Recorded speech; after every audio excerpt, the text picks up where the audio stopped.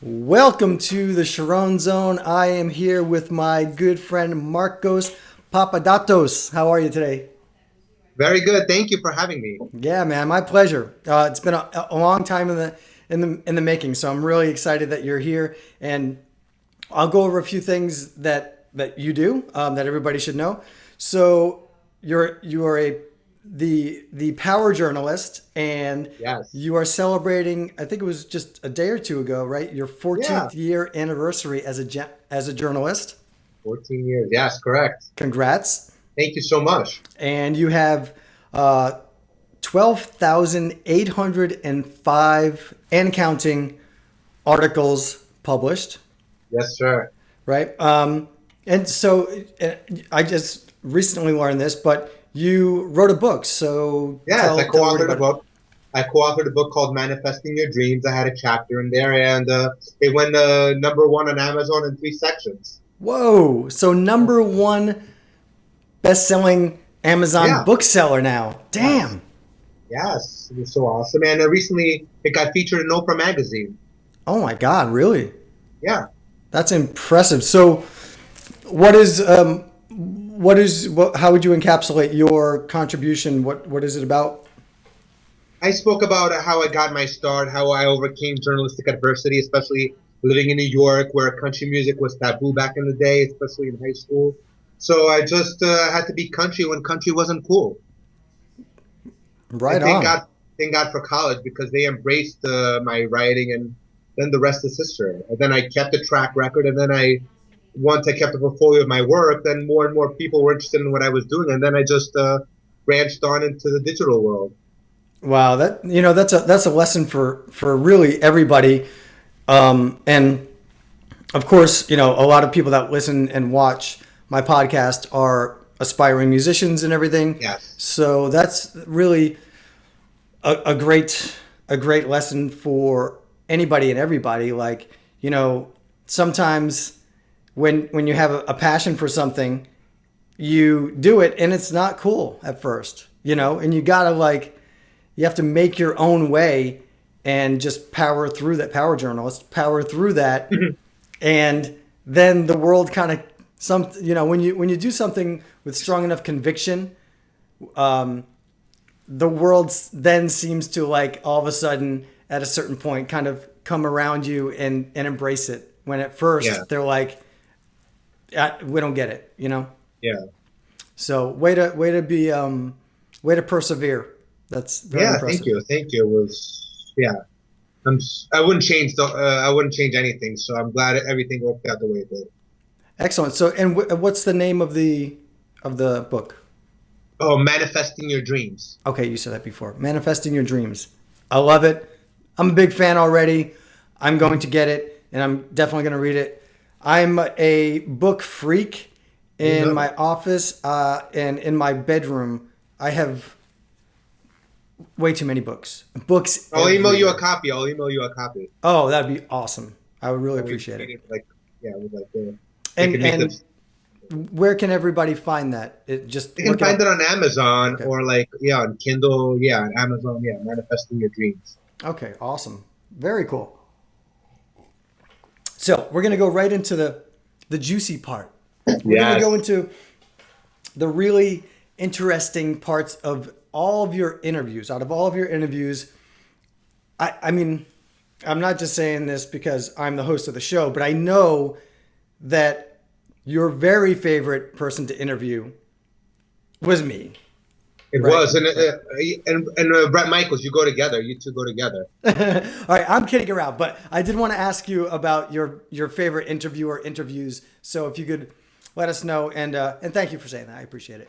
Yeah, I always ask him about you because I love the mutual respect you have for each other. So, out of my five favorite, I would say Brett Michaels because I love the work he does for like with the Diabetes Foundation, raising awareness, and he's like the nice. He has the biggest heart in music.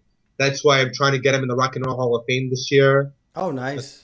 my Yeah, big goal for is him and isn't Poison. he's the nicest dude ever. Ever, Like, ever, yeah. he goes way out of his way to be. I'm actually Forever. getting goosebumps under my leather jacket thinking about it. He really does. Like, it's very Sweetheart. impressive, and I And what he does for the war veterans, and I remember the close relationship he had with his dad. That's like so inspiring. Oh yeah, and it's inspiring just watching. Like, I try to take as much as I can from all the all the national acts that I meet, all of these incredible people that I get to meet and I get to work with. I try to take things, lessons from them, whether they're good or bad.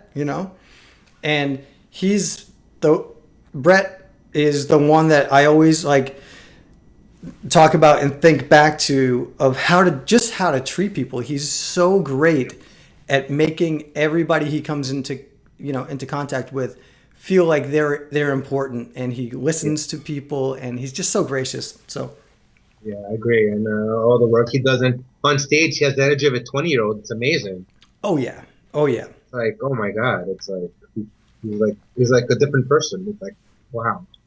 yeah, very impressive. Who else are your favorite interviews? I mean, you've Uh, done you, so many. yes, but he's one of them for sure. And then also the lead singer of Imagine Dragons, Dan Reynolds, Hmm. because I love he does a lot of work with the Tyler Robinson Foundation. Oh, And tell us, what is that? I know it was one of his fans. I think it also has to do with like I believe cancer and all that stuff. And Hmm. like he also does the Love Loud Foundation every year. He does Love Love Loud Festival for the LGBTQ community to help them feel like loved, because he came from like a Mormon background, Mm. and he fights for human rights. And I love their music, Yeah. and Imagine Dragons, everything they do is a hit. Yep. And he's the nicest guy in the world, Dan Reynolds.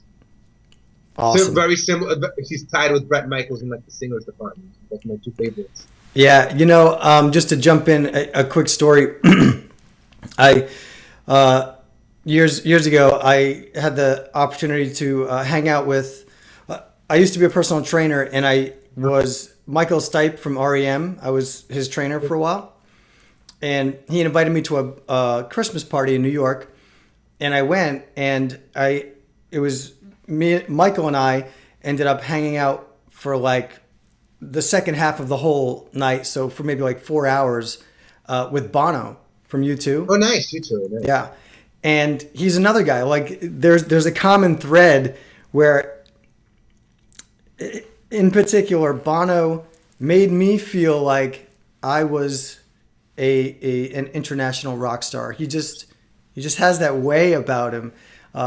Just like Brett, Cool. and it seems like all these people kind of have the same thing, that people Yeah. seem to gravitate towards them because they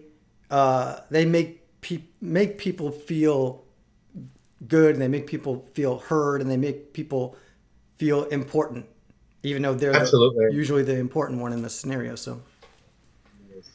And I'm a big fan of Magic, so my biggest hero is Chris Angel. oh yeah, yeah, Yes, yes. So nice. So how was interviewing him? it's funny. It's great because he was the reason why I wrote the book. Because in college, I'll tell you the story. This is how it happened. One of my college professors, as an icebreaker in graduate school, told me to write down two truths and a lie about yourself. So I just wrote three people that I interviewed. Two were like relatively unknown. Then I put Chris Angel's name down, and then people had to guess which one was the truth and which one was the lie. And then when they read my thing, everybody laughed because back then Mind Freak was really popular on like A&E. And then the whole class laughed at me. I'm like, they're like, the professor's like, okay, Marcos, I said two truths and a lie, not two truths and a dream. And I was like, what? And at that moment, for that moment, that like sparked my fire. So three to 5 years later, I actually got Chris Angel for an interview. And it was like, it felt like validated. That is awesome. So that really fueled you to get that Actually interview. get him, even Yeah. though, yeah, even though we're both Greek, and it's funny. We both grew up on Long Island. We're both Greek, and I always loved him. Like it was never about how he does the magic. It's about the way he presents it and how fast he does it. Like Yeah. you remember the metamorphosis and the teleportation and all that stuff that he does. It was just literally like blow my mind freaked. So Yeah. yeah, it was like the coolest. And he is also the nicest guy in the world. And what he does with his son and the Leukemia Foundation and pediatric cancer is like he's the coolest guy in the world. That's awesome. That is That's why super I cool. follow him everywhere. Whenever he comes, like like Connecticut, New York, Long Island, New Jersey, I like like his biggest fan. That's so cool. That's amazing, that like that all those years before you literally like, I'm very big into, not to go too crazy with it, but I'm very big into visualizing Yes. things, and it seems like that's exactly what you did. You literally like put it on paper, so to speak, in the class, and said, this is somebody that I want to interview or work with, and then you literally made it happen. That's So I awesome. know choice. And not only that, I think I don't even I lost track how many times I've interviewed him ever since. Seems like Oh, every time he has like something big happening, he comes to me, which is nice. that is so cool. That's amazing. And then So like these years later, like you said, 14 years to in be an overnight, journalism. it took me 14 years to be an overnight success. Yeah, yeah. The way I look at it. Isn't it incredible though? Like to think from where where our like dreams started, and you have these goals of these people that you want to work with, Yeah. and then all these years later, you have like relationships with the people that you looked up to. It's Yeah, so it's so cool. great. It's It's like amazing. we're admirers of each other's work. It's like we're fans of each other. It's like we recognize each other's talent. It's so humbling. It's so great. Yeah. Okay, so this is my favorite part. Okay. Your least favorite interviews that you've ever done. Do you have any of those? Sebastian Bach. Oh my God. I don't know what he was on that night when I interviewed him over the phone. It was like, Oh, really? please tell me how this went, because this is It very was, interesting to me. it was a train wreck from the first time, from when it first started. Like he had a show in the area. He was promoting, I remember if it was a new book or new music. And then it just, he was in like his own little world. He wasn't even, felt like he wasn't even there. At one point he had to like, he's like, oh, I need my effing coffee for, then he hung up on me and he had to call me later. And then it was just as bad. And it was at a time when he had just gotten divorced, and that didn't that affected every answer. So even for I ask, what does the word success mean to you?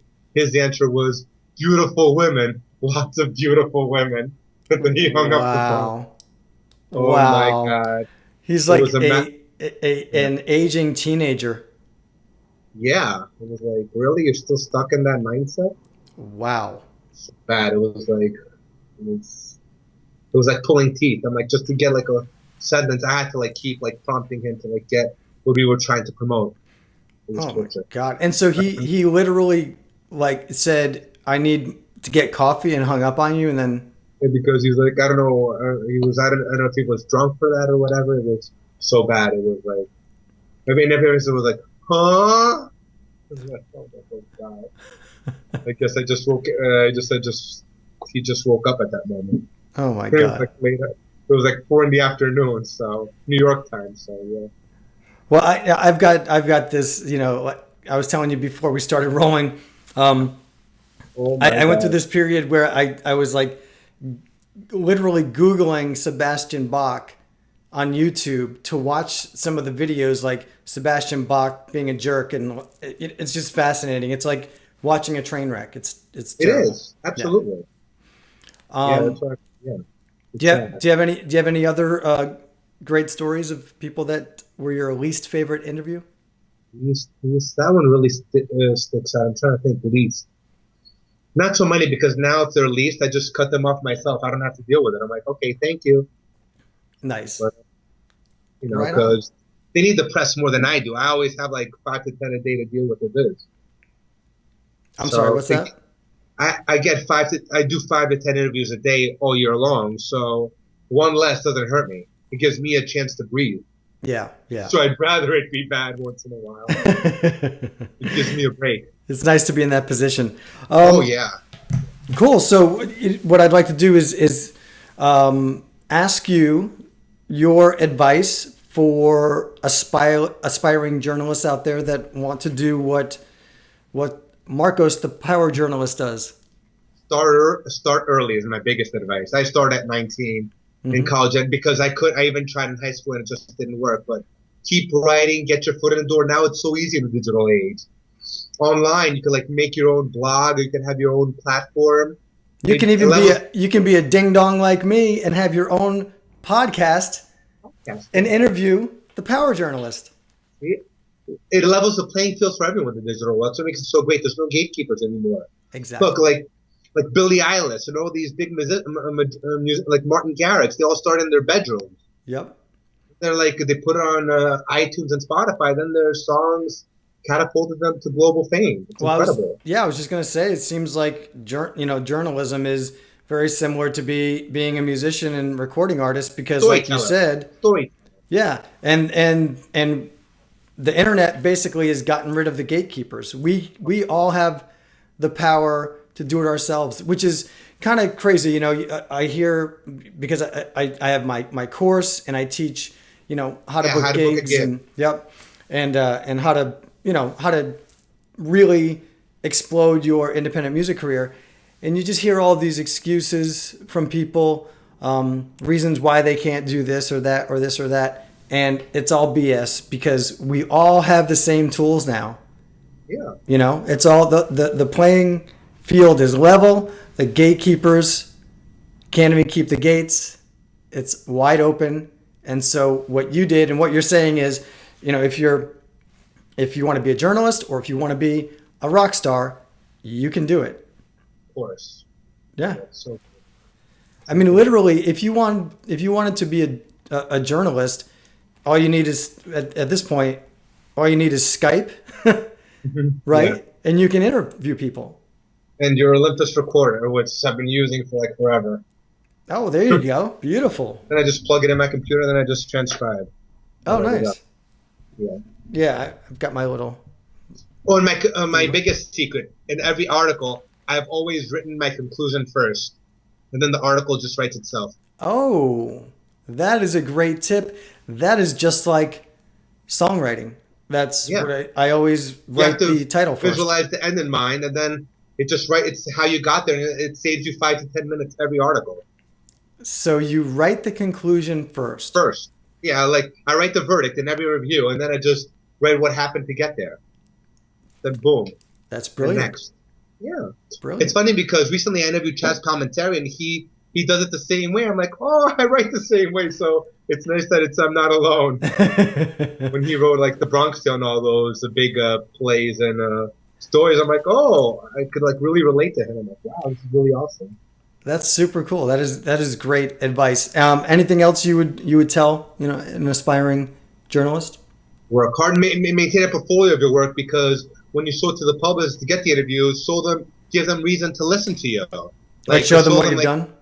Like if you want to get an interview with Tim Cerrone, prove that you're a fan. Like show them a review of his single or his concert or his album. Give them reason to want to talk to you. They're not just gonna give you the red carpet right away. Like you have to give them a reason to listen to. Show them you're reliable, and then now they come after you. By the time I start talking to you, we'll have 2-3 lined up for you. Right. That's great. Yeah. That's how it works. It's like you help them, they'll help you times 10, because they benefit from good. Everybody benefits from a good story. Right. The fans are happy, the artists are happy, I'm happy, and the management and PR team. So then you have like 500 publicists begging you for New Music Friday requests tomorrow. Well, phenomenal advice. Thank you so much for taking the time to be on. I really appreciate it. I also wanted to say another favorite one of mine. It was Caleb Dressel, being a Florida. Since you guys are in Florida, he's a Florida Gator, and he's the fastest swimmer in the world. He broke Michael Phelps' world record in August, and he was an amazing interview. And he's the one to watch this summer in Tokyo. I think he's going to win lots and lots of gold medals for Team USA. Excellent. In the butterfly, this is the hardest stroke, I think. That is freestyle. And that's Caleb Dressel. Yeah, he's a Florida Gator. Nice. And that's why what I liked about him, we spoke also about the USA Swimming Foundation and how it works to promote water safety and drowning prevention, because him growing up in Florida, it hits home to him, because swimming is like a life skill. Oh, absolutely. Yeah, and it's like a way to preventable death can be prevented. It's so inspiring. Yeah, when my cousins were young, they were living in Lauderdale, and one of my young cousins ended up in the pool, and thankfully they had she had already learned to swim, because I mean she was really young, like 5. Wow. And it could have been a disaster. So that's extremely important. Well, cool. Let me know. Let everybody listening and watching know where they can find you and check out your work, and definitely go check out the book and get the book. Yeah, you could check out my work on digitaljournal.com, and they could follow me on Twitter at Power Journalist. One word. Power Journalist.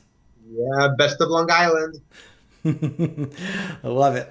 Awesome. Markos, thank you again, man. It's a pleasure to speak with you, and thank you. You're one of my favorites. Thank you. Thank you for all the great coverage throughout the years. Country with a twist of line. Yeah, man. Mm-hmm. I love it. I love it. All right, buddy. Thank you. All right. So one more time, just so everybody knows where to find you and your work. Power Journalist on Twitter, one word, and digitaljournal.com. I do all the music, entertainment, and sports stories. Excellent. All right. Ciao, everybody. Thank you very much for watching and listening to the CHARRON Zone.